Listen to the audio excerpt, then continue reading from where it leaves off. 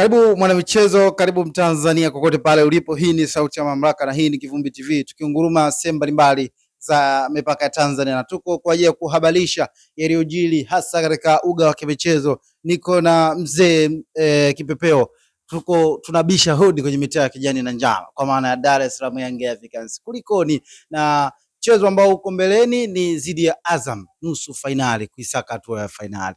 Hapo patamu kweli kweli. Mzee Kipepeo, assalamu alaikum warahmatullahi taala wabarakatuh. Wa alaikum salam wa rahmatullahi wa barakatuh. Sawa sawa mzee wangu. Namshukuru Mwenyezi Mungu mwenye sifa yenye kuweza isiyowezwa na chenye kuwezeshwa. Naam. Okay, mzee Kipepeo, mchezo ambao huko mbele yenu ni dhidi ya Azam FC nusu finali. Mkikutana na game inakuwa tafu kweli kweli. Lolote laweza kutokea. Unazungumziaje mchezo huu na umuhimu wa mchezo wenyewe kwenda katika hatua ya fainali?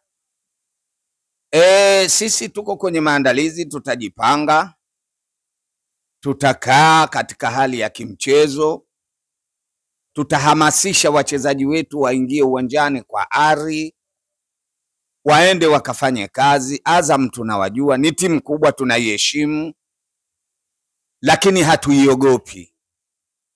Sawa, unasema?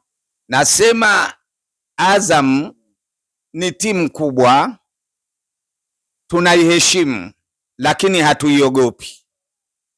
Kwa hiyo siku ikifika, tutafanya kile kinachohitajika kwa matumaini ya nafsi, moyo na akili zetu, kufatana na maandalizi zidi ya Azam. Najenga imani ndani ya nafsi yangu kwamba tutawapiga. Kama tulivyowapiga ndivyo tutakavyowapiga. Tulivyowapiga ndivyo tutakavyowapiga. Azam ni mpinzani mgumu hasa mnapokutana. Na ukijaribu kuangalia kwenye ligi ni kama matumaini kwa upande wake yamekuwa hafifu kwenda kutoa taji la ligi kuu. Hii inaonyesha wazi ya kwamba nguvu zote atazielekeza kwenye mchezo huo kuisaka hatua ya fainali. Ninyi kama wananchi, maandalizi yenu yako kwa namna gani kwenda kumkabili Azam ambaye anatazama mchezo huo kama kwa jicho la tatu, naweza nikasema hivyo, kwa sababu ndiko ambako matumaini yako hivi sasa kwa upande wake? Kwa ufupi wa maneno nasema atakavyokuja Azam ndivyo tutakavyompokea, na huduma ambayo atakayohudumiwa ataiona ndani ya dakika 90. Hilo lisikupe mashaka.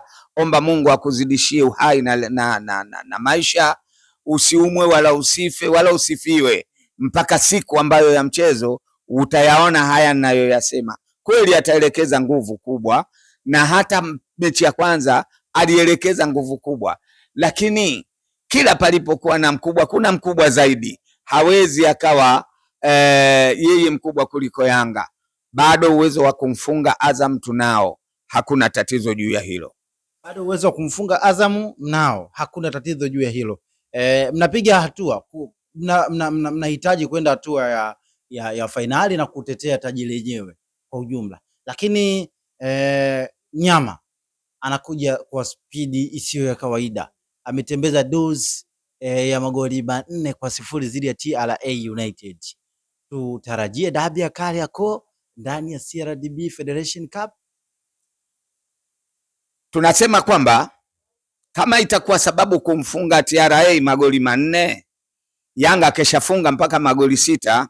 Kwa hiyo nani inapasa amuogope mwenzake mpaka magoli 5, tena sio moja, mechi nyingi. Yeye kaambulia, na chochote kile cha kuonja hakishibishi. Kwa hiyo yeye kaonja ushindi wa magoli 4, lakini sisi ni kawaida yetu, magoli 4, magoli 3, magoli 5, magoli 6. Sisi tunamkanda mtu, hatuna matatizo juu ya hilo.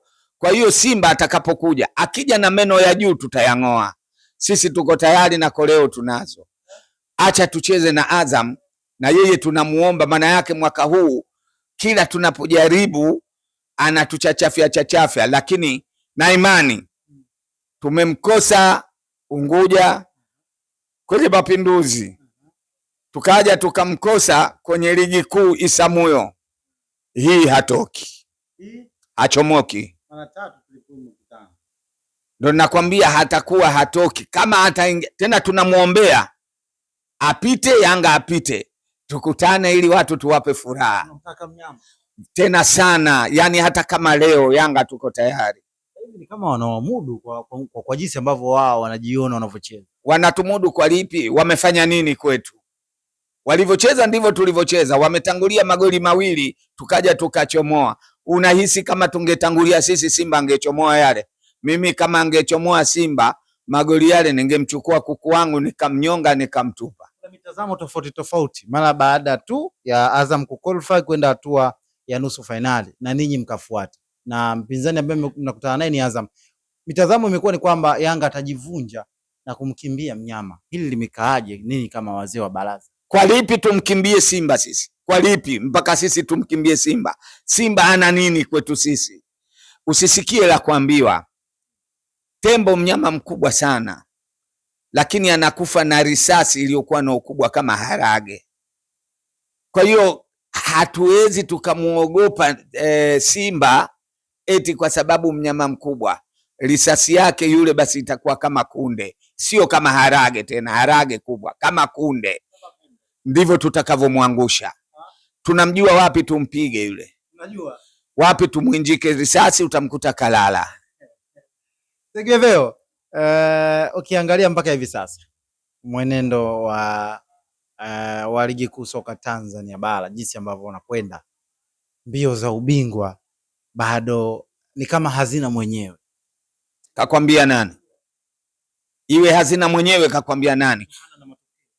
Matokeo, Yanga alikuwa na pointi 5 kateleza, zimetoka pointi 3. Kuteleza si kuanguka, bado tuna pointi 2, bado tuna nafasi ya kukaa kileleni.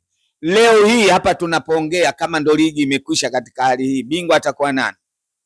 Mfano sasa tunasema hivi, Yanga acheze mechi zilizobakia 7 zote ashinde, na Simba acheze mechi zake zilizobaki zote ashinde. Bingwa atakuwa nani? Bingwa atakuwa Yanga kama itakuwa hivyo. Kwa sababu gani? Kwa sababu yuko juu kwa alama 2. Sasa alama 2 zipotee. Zikipotea alama 2, Simba wabakie sawa sawa na Simba kwa alama. Wacheze michezo yao yote Simba washinde, na Yanga wacheze michezo yao yote Yanga ashinde. Atakuwa bingwa nani? Bingwa atakuwa wananchi. Sasa kama atakuwa Yanga, hapo kwa mtazamo, matumaini na katika ufahamu wako, mwenye advantage nani kati ya Simba na Yanga? Mbio za ubingwa zina mwenyewe, na mwenyewe wenyewe ndio Yanga. Hilo sio la kusema, uhakika Yanga ndio bingwa, kwa sababu uwezo wa kuchukua ubingwa tunao, nia ya kuchukua ubingwa tunayo, na sababu ya kuchukua ubingwa tunayo. Kwa hiyo tunahitaji watu watuelewe kwamba ile ni Yanga na haina masiala. Tumekaa imara katika kulinda pointi zetu 3 na kuchukua kombe hatima yake. Shukrani sana mzee Kipepeo. Asante sana.